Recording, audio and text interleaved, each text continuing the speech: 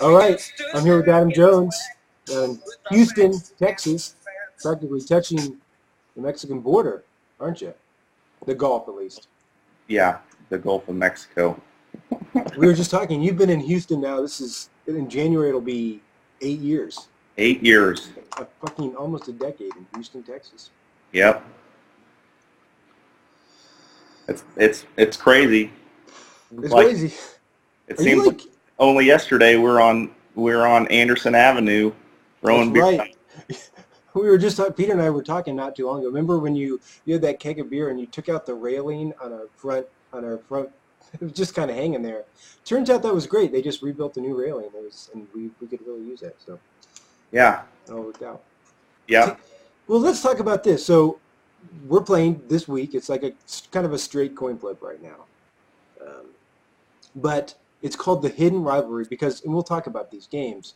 But why the fuck isn't it called like the belligerent ball game or something? Team belligerent, right? Right.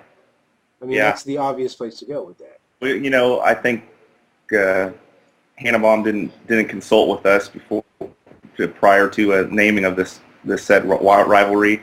And what's up with that icon for it? It's bad. It's bad. It's like it looks like something a community theater, like the Salina Community Theater would do for one of its shows in like 1992 or something. It's pretty bad.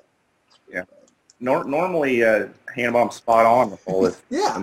This is kind of lacking. Sorry to call you out, Ryan, but No, someone needed to say it. And I'm glad it was you. But speaking of, let's talk about the hidden rivalry or whatever you want to call it. Here's what I remember. The first time it was crazy is when you won on a scoring adjustment or something like that. But Sonny and I were going to a Bruce Springsteen concert that night, and we had to turn around and come back home because one of his fucking roadies died, and they canceled the concert. I remember telling me that. Yeah. And So that's when it first got crazy, I guess. yeah, What's going on in the game? uh, just throw to Jeffrey, dropped it. There's a flag though. Who knows what it's for? Not feeding Forte the rock, that's for sure. How's he been this year? Well, let's talk about your team. So Okay. you're on a bid to go 10-0. You're I think if you did go 10-0, you would only be the second team in league history to go 10-0. And of course, the other team was the 2007 Near Bears. They went 12-0, sort of famously lost their final game of the season to Romans, and then famously lost the Super Bowl to Dan Romans. Yeah. So That was my nemesis that year. you're chasing history. Yes. So I think I was very fortunate to actually get the number 4 spot in the draft this year, because I guess Charles is kind of coming on of late, but to begin the year, the top 3 guys was left a lot higher.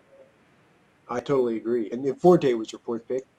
Right. When did you get Luck? Because he's like been the best. I got Luck like 6th round, and I think Yahoo had him like ranked way low, or they had a lot of guys ranked ahead of him, which kind of I think hit him a little bit on the way the format was. Mm-hmm. And yeah, I like some of his numbers. His worst game was 18.9 points in fucking week 2. Yeah, he's been balling. He's been straight balling, and he was a 6th round pick. He's no John Kitna. No. The quarterback of the 2007 Year Bears. When you got a quarterback of a team that's down by 28, an average of 28 points in the second half every game, he's going to sling the rock around and score some fantasy points for you. So I have Trent Richardson, and they have those little videos, like the projection videos on Yahoo or whatever. That's the guy I really like. He's this no fluff. He's always like, your guys suck. Don't play any of your guys because he's the feature back for the number 1 offense in the NFL, and he has 2 touchdowns on the year. He's like, it doesn't matter what the matchup is because Trent Richardson can't exploit it. So yeah.